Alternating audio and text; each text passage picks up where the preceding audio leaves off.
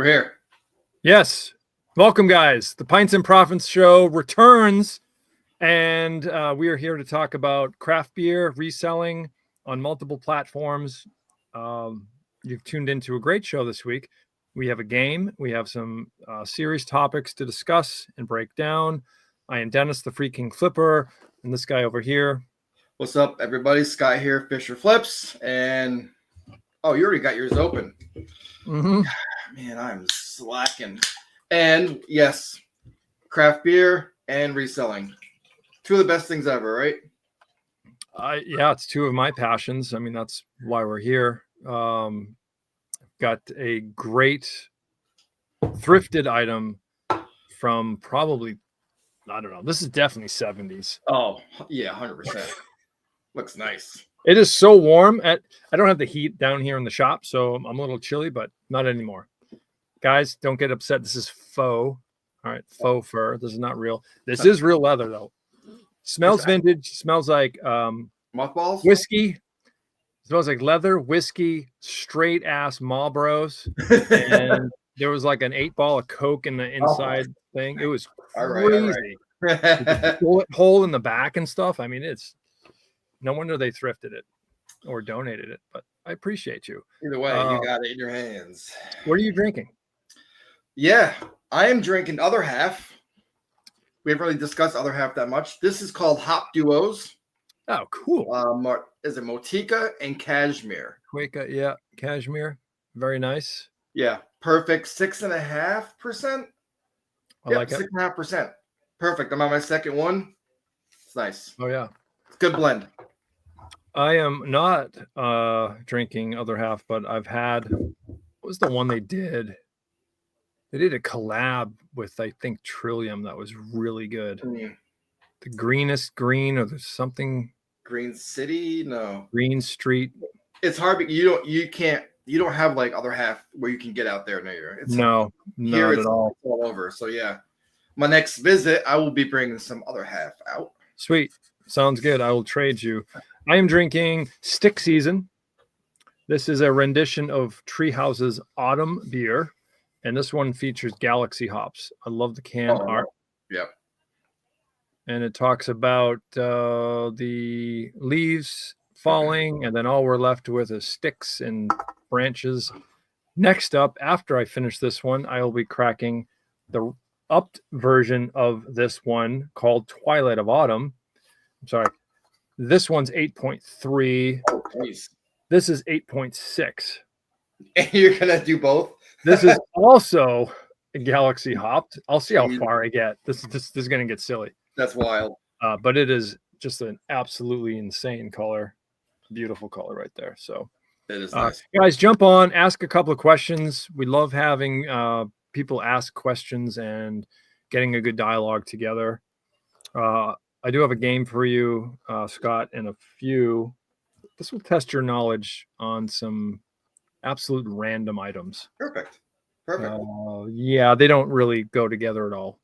They're all completely random. So yeah. All right. What do you got for us today? So I was doing some research and I was thinking a good topic. Why are so many, and I wrote some of the stuff down. So why are so many new eBay sellers leaving the platform? Right. We see a lot of people coming on Instagram, YouTube, TikTok. They're all excited. They're posting what they're finding. You know, everything's perfect. And then in 3 months, they're gone. Gone. Yeah. So I did a little bit of research to see what you may think or what your knowledge may be, or any ideas. All right. Okay. So in my notes, I did some research. Most people don't realize how high the dropout rate is in reselling, right? I do not. So what do you think the percentage is in the first 3 months of people starting and leaving? Okay, so the percentage of people leaving after the first 3 months. After the first 3 months. And this is a known number. I just did some market research. Oh, wow. Okay. For ChatGPT and some Google. I just did some, market research. And this is what I came up with. How many people leave? Percentage-wise. How many people leave after 3 months? I'm just going to throw out a really horrible 50%, half. 50%. All right. So around 60. What's up, Matt? Around 60 to 70% of new resellers Oh, quit wow. within the first 3 months. That is And hot. here are some of the reasons why. Well, let me ask you, what do you think a reason why they may be leaving after the first 3 months? Okay. My guess is normally I hope like new resellers will start selling things from around the house to learn the platform, to not put a bunch of money in it, to not have to go out and source. That's normally what I suggest people doing when they're starting. Just sell things from around the house, learn the platform, make mistakes. You're not out any money. You've already bought these things. So I would think that they're either running out of inventory, running out of time, or losing interest. Those are my top three off the top of my head. I don't think Okay. so. So they expect fast sales, right? They want they want the magic pill of what works, right? And wait, can I just jump in on that one right now? Yeah. They do get fast sales because eBay always gives, right? Like they get traffic. But it stops. Like but that doesn't trickle down. Yeah. Then it stops. So okay. they're expecting fast sales, instant profit. Yes. And zero frustration when that doesn't happen. So so after that doesn't happen, they get pissed off, they leave, and they're gone. So they want that instant gratification. After 3 months, it's the same, it's starting to drop off. Done. Okay. Hold on, go back to what's RIN 1175. What's going on? I think a ton of people think reselling is buying items they think they're valuable. They don't know how to actually research what sells. Yeah, 100%. So by the end of the first year, this number climbs even higher. So what do you think that number is after 1 year of reselling, the drop-off percentage of new resellers leaving? So you said this is crazy. You said after 3 months, it's 60 to 70%. Yep. So after 1 year, I'll go 90%. Yeah, so after the first year, about 80 to 85% of beginner resellers quit entirely after 1 year. And it says not because the business model fails, but because the early stage requires patience. There you go. Consistency and learning curves that people are not prepared for. It just exactly what Rin said. Research. They're not researching. They're thinking, I'm going to grab this, this, and this. Maybe they're watching horrible content and bad advice, and they're getting that, and it's not there. Yeah, good point. They want the fast nickel every single instant gratification, and it makes complete sense because think about how when we first started. Yeah. There's maybe a couple people that are still around. Right. And some of the bigger resellers I used to watch, dude, they're gone. Yeah, they're gone. They're gone. Completely gone. Yeah. No videos, no nothing. Content. No, yeah. Nope. So only a small percentage stick around long enough to see results. What do you think the percentage is that make it past year one? Ooh, good question. Let us know in the comments too. I won't answer until we get an answer or two in the comments. So get it past year one, certain percentage of people will stick around. These are new. So now these are now we're going into year one. Those sellers are still around. What percentage of those people are still hanging out? Again, I'll go higher than my normal answer. I was going to say half of them are gone after year one. If they've stuck around for that long, and then I think half are gone. Yeah, so Rin's saying 9%. So roughly 10 to 20% make it past year one. Okay. Now, once we get to year two or more, we're down to 5 to 10% of people. Yeah. After 2 years. And these are just the people who build systems, right? Yeah. Whether you sell clothing like me, I have everything labeled or in boxes or on shelves. Look behind you. It's a system. We have a system when we list, how we pictures. Sure. We have a system. They understand the platforms, whether it's eBay or Poshmark, Mercari, whatever you sell on. You understand that platform. You learn the brands. You're doing the research. They refine their sourcing and treat reselling like a business. There you go. Not a hobby. Not a hobby. Yep. So Agreed. I agree with 5 that. to 10%. So what else does it say? That's crazy. Yeah. Yeah. So this is why it says, staying consistent. If you're still here, still learning, still pushing through the slow periods, you're already the minority. You're the 1%. You're the percentage that does not give up. That's incredible. And it's just people want that fast result. Yeah. They want the answers. They don't want to do the research. Yep. They think I can watch a couple of YouTube videos and know exactly what I want to do and then not have to research anything or go with trends, right? As trends change, they're not willing to do that. They're stuck in that same rut. Mm-hmm. Well, this is what they told me to do, and I'm going to do that same thing. Well, yeah. I tell you right now, if there's someone on YouTube telling you these are the things to buy, they've already moved on to something else. No, by the time you watch those videos, that's gone. Yeah. Those brands, that trend, and I've been there. I've watched those videos when I first started learning because I didn't know any better. And I'm watching these guys. I don't know who the fuck they are. And I'm buying them. And I lost. Of course. Right. All right, Ren. Yeah. Ren says, I've had so many people that say they want to do what I do as a job and have only had one stick to it. Yeah. Because they can't do it. Yeah. They don't want to treat it as a job. Nope. It's a fun hobby. When it's easy, everybody enjoys it. When it's hard, I hate this and I'm going to quit. Like that's it. We've all been there, right? Yeah. Oh yeah, we've been there. 100%. We've all been there. But it has to be a passion. It has to be something you enjoy. It really does. Yeah. And what's if you look to your left? What does it say on your board that I told you years ago? Still there from. Dude, that has to be like 4 years ago. Yeah. Trust the process. And then I even wrote Fisher flips. Yep. That's what it is. The process. You have to just put in the work and trust the process that you're doing is going to work. Yep. That's it. It's like any job. You can, whatever job you have a schedule. It's the same with reselling. Whether it's part-time or full-time, you still have to treat it the same way. Yeah. I mean, I'm part-time. You're now part-time. But when I come home from my regular job, it's still the same process over and over and over. Good God. Last year I had a 7 return day, and I was questioning everything. I would. Yeah. Yep. And would you not agree that returns come in spurts? Yeah. Oh yeah.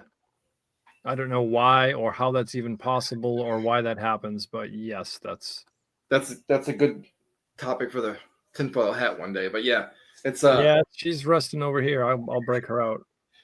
Yeah, returns, and that could be a part of why people drop out too. Returns, yeah. And I have someone on Instagram that will message me once in a while and saying, I've had 8 INEDs this week. Oh God, I don't know what to do. I don't either. At that point, you're probably below standard, I would imagine, or pretty damn close. And it's tough because what kind of advice can you give someone? I have 8 INEDs. I don't know what your process is. Are you putting up shitty photos? Are you not taking measurements? It's hard to say. Yeah, not pointing out defects or not really being truthful in your description. And the only reason, like I don't do free returns and you don't as well. I have buyer pays returns. So the only way you're going to get a shit ton of INEDs is that buyer using a false INED so you don't have to pay for return shipping. Which happens every once in a while, but once I have not had an INED in forever. I get returns. Shit, I get 3 to 5 returns a week. We offer, we accept returns and buyer pays return shipping. Yeah, I don't know what my return rate. It's not that high. My return rate. Not mine either. I'm not really sure what it is. Yeah, it's not. It's I think once you get to I think it's 5%. Then eBay starts penalizing you with fees. But man, that takes a long time. I think mine's like 0.2 or something. It's not even that high. It's not bad. Yeah, so that returns will definitely fall into that equation of like, fucking, I'm done. Yeah, because now you're losing money. And especially if you get like $100 return, a $200 return, like these big return items, and you've already spent that money. Yep. Which I don't ever suggest anyone does. I plan on 30 days. If I have a big sale, say I sell something for like $200. Yeah. I'm taking that $200 and moving it to like the savings, because if after that return, I don't trust anything, and I don't want to spend that money and be like, oh, now I got to even on the 29th day. Yeah, you've had a return come back right on that day. Oh, I've had, dude. I just had on the 30th day. I saw it on Instagram. I sold a pair of like vintage Jordan sweatpants, like $54. Yeah. The dude, this is an even better story. He waited to the very last day to send it back to me. I get it back, open them up, they're fucking destroyed. Yeah. Completely destroyed. He knew what he was doing. Oh yeah. So, free rental. What do we do? 50% refunds. All you can do, and I throw them out. Yep. I can't resell them. And then write it off. It's a loss. And then it's just, it pisses me off. That pisses me off. That would piss me off. Wow, dude. That is kind of bad. Yeah. I don't think you get an INAD penalty. I think if you look at your metrics, you do get judged on your INADs. But don't quote me on that. Yeah. But I do know there is a percentage of INADs for sure. Well, are we ready for a game, or are you going to continue? No, I think that's it. I mean, there's just a lot of factors. I see, it's just something I thought about. You see these people come. You see these people come and go all over social media. Like they come on, they're all excited. Look what I'm finding, and then see ya. So, I had no idea it was that high. That's crazy. No idea. So you're talking 70% of new resellers will quit after 3 months. It's wild. It's a lot of work. It's a lot. Not willing to put in the work and the effort. It's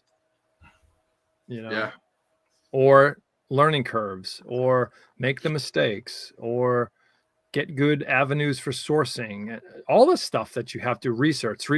No one's going to give away their secrets. If that's what you're expecting. No. And I think that's a lot of like these new resellers want answers. Like, yeah. Well, how do I do this? Same way we did it. Yeah. Make a mistake. Research, making mistakes. Yeah. We've all made mistakes. All right.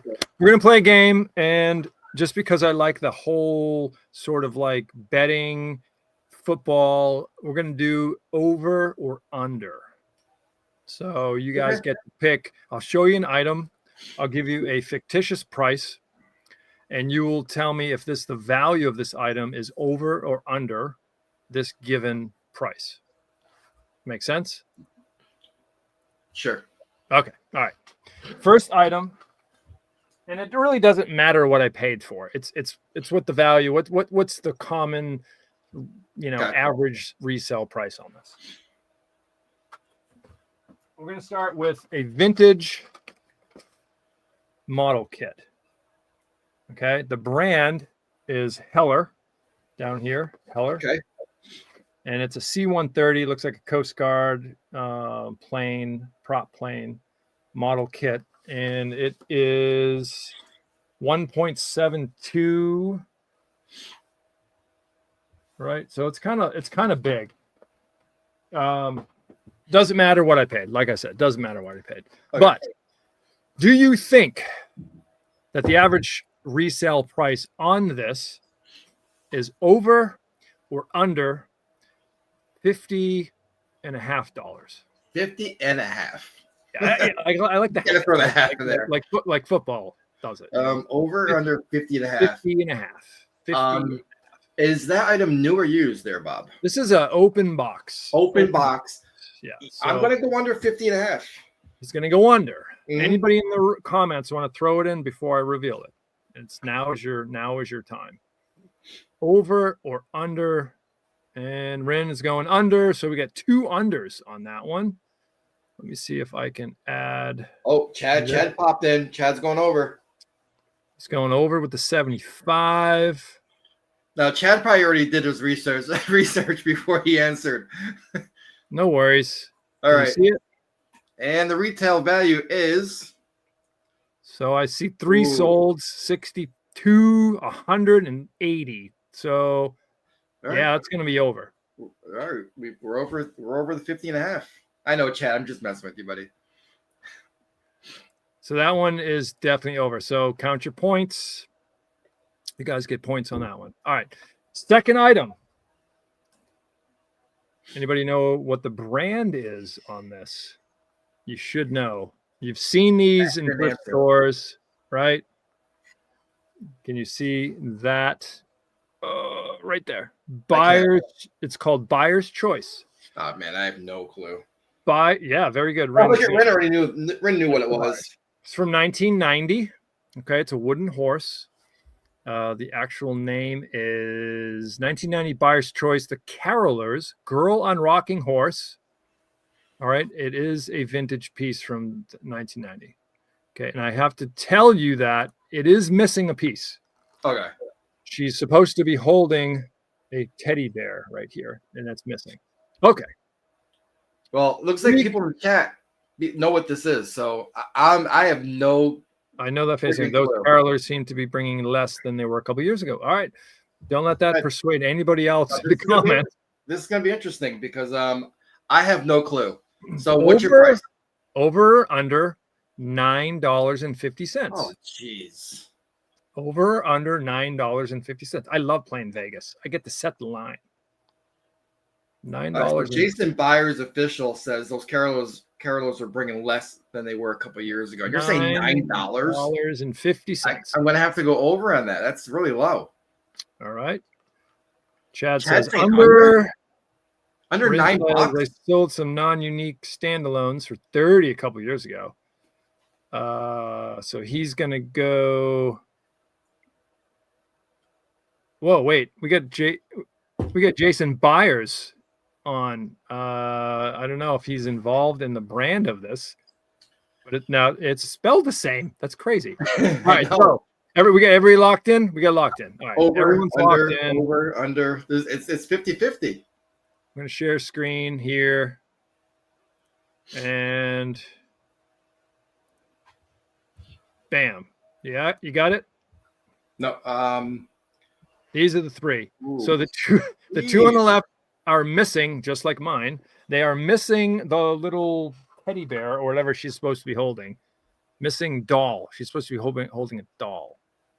That one has a chipped nose, so $7. This one went for 25, and this one with a different hair color with the doll went for 30. So survey says, is this thing worth over or under $9.50? Oh, yeah. On average, it is over. Right. All right. Yeah. So that's over. All right. Who got points on that one? Tally them up. Where the game, what is it? The game is made up and the points don't count. Right. Yes. All right. Cool. This one might throw some people off. This one I found in a free pile, and it is literally just a golf driver head. There's no shaft with it, nothing. It's literally just the head.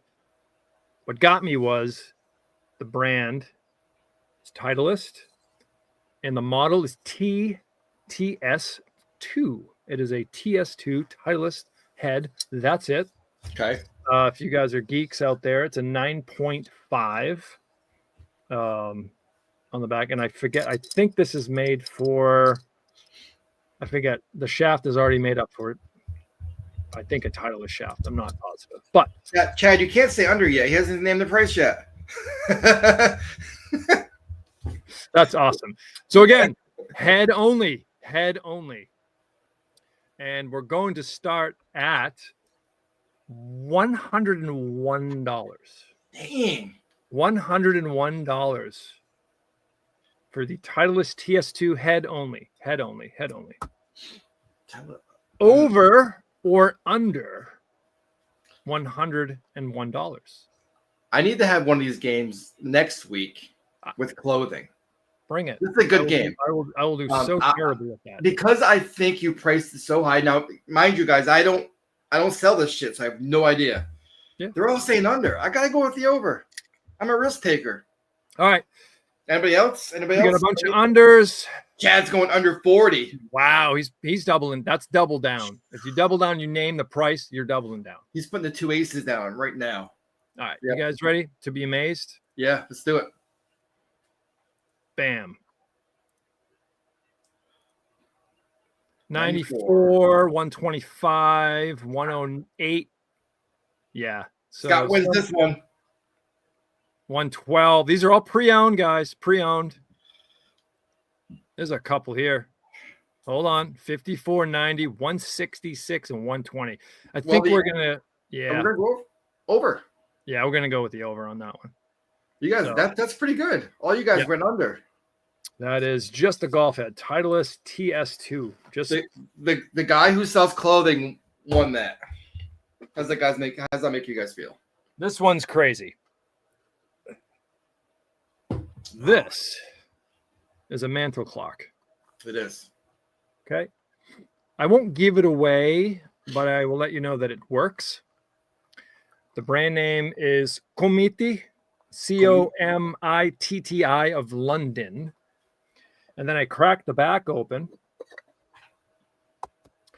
And it is old school, right? And then I saw something in there. My trusty little spec.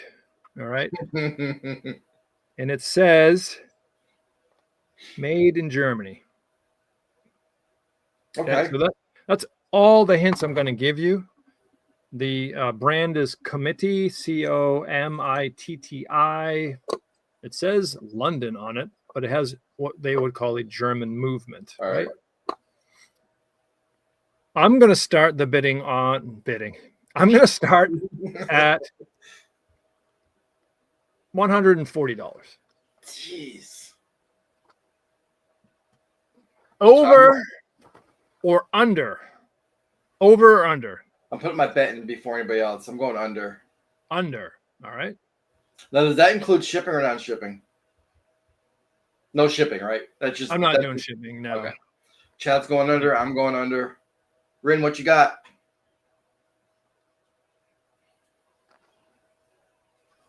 By the way, I did crack the Twilight of Autumn. Going over. Who's going over? All right. All right.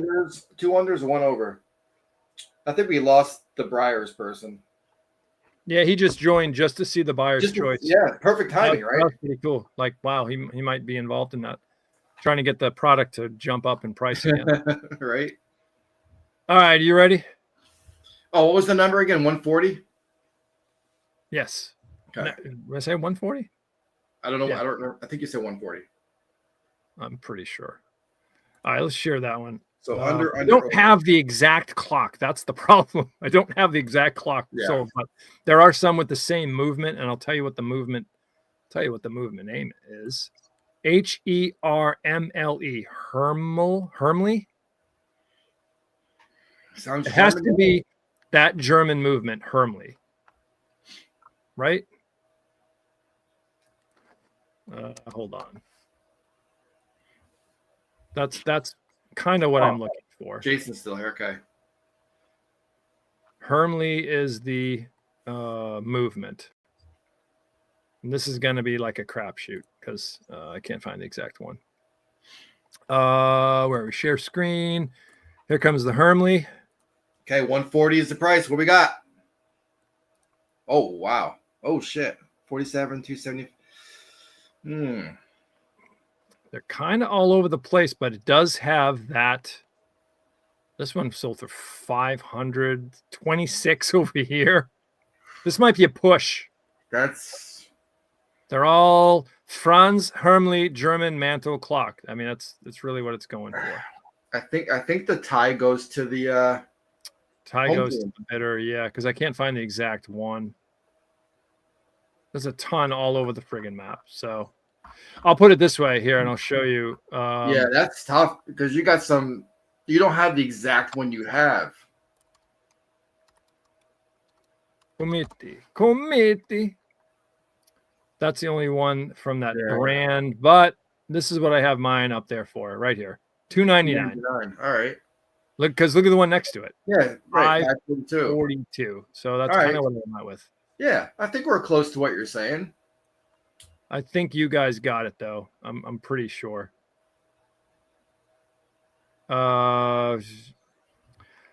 Jason says, I'm still here, but just a coincidence with the name, but I know the carolers because my grandma collected a bunch of them. Yeah.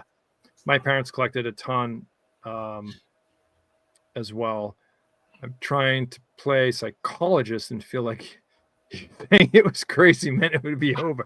I do have some trickery. Definitely some trickery. Jason wants to know if the other one has any watchers. Let's see here.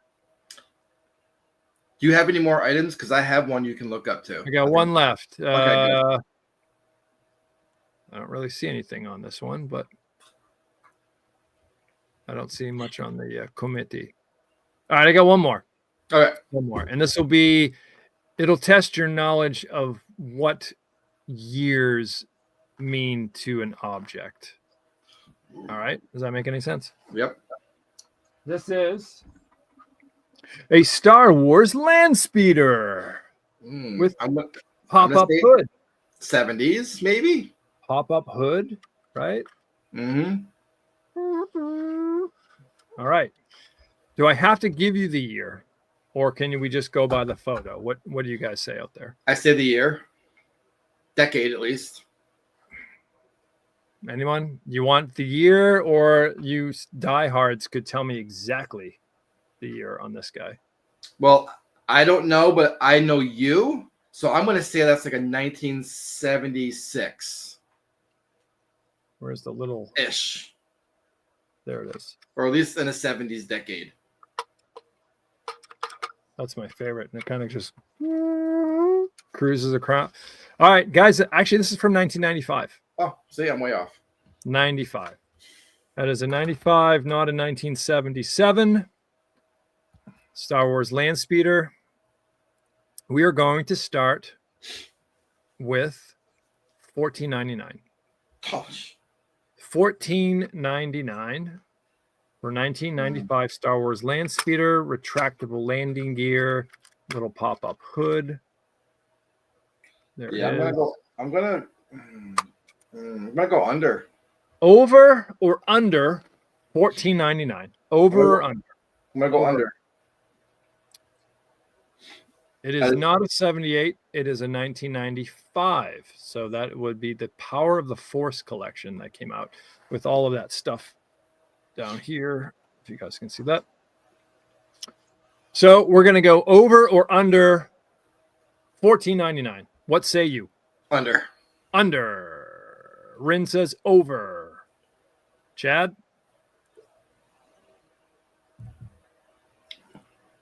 And 3, 2, 1.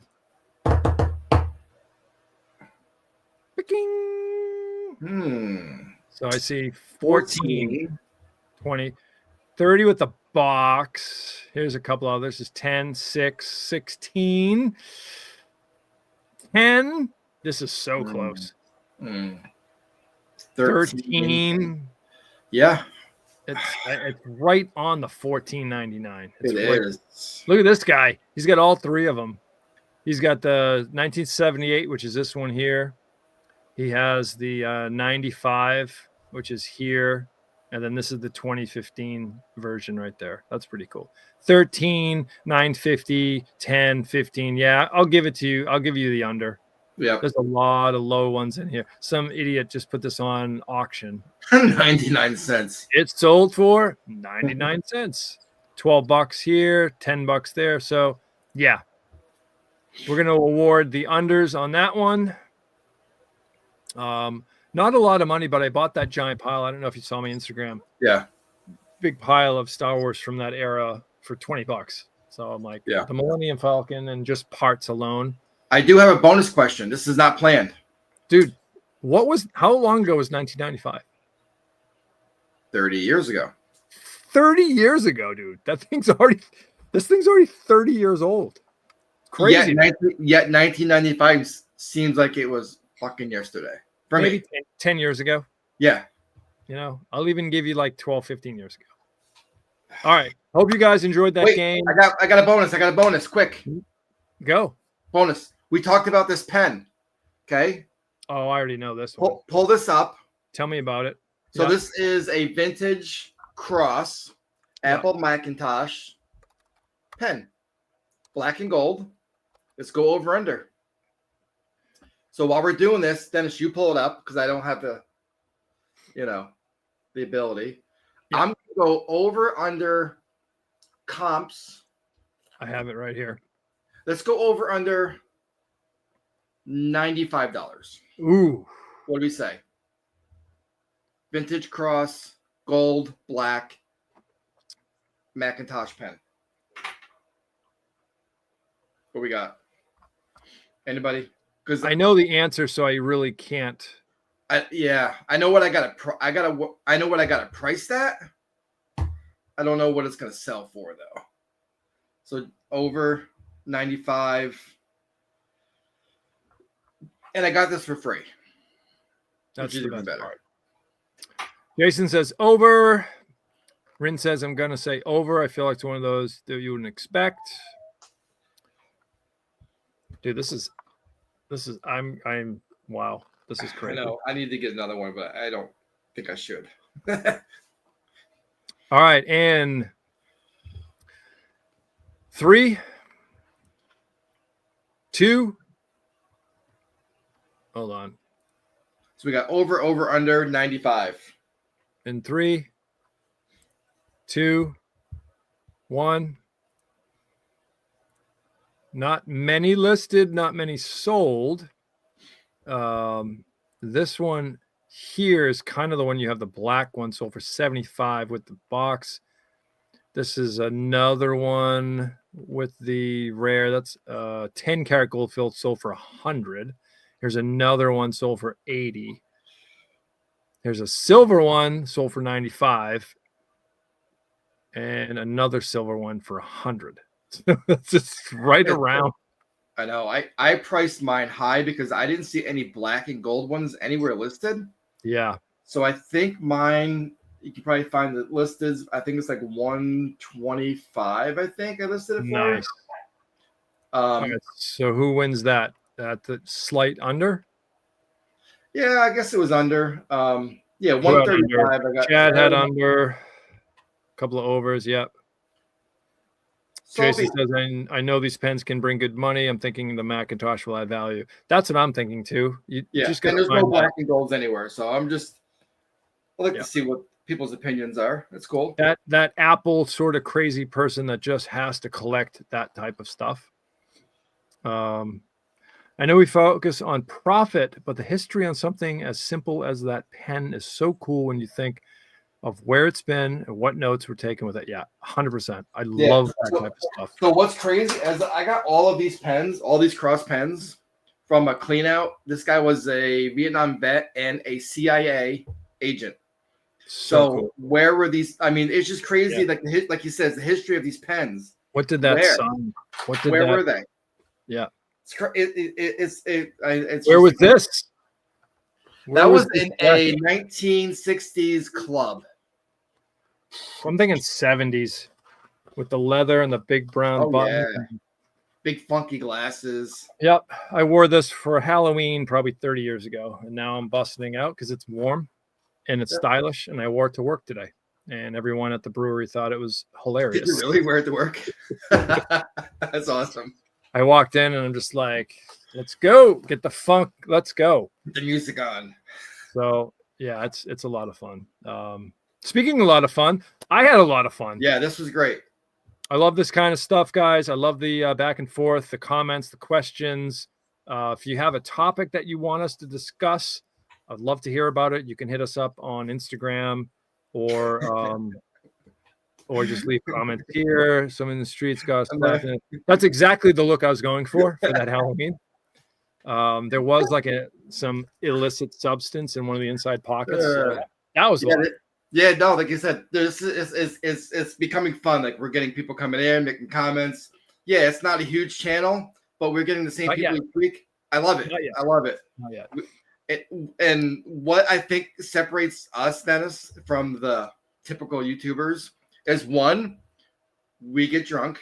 We have a good time talking about stuff we love doing, right? And we just have a good time.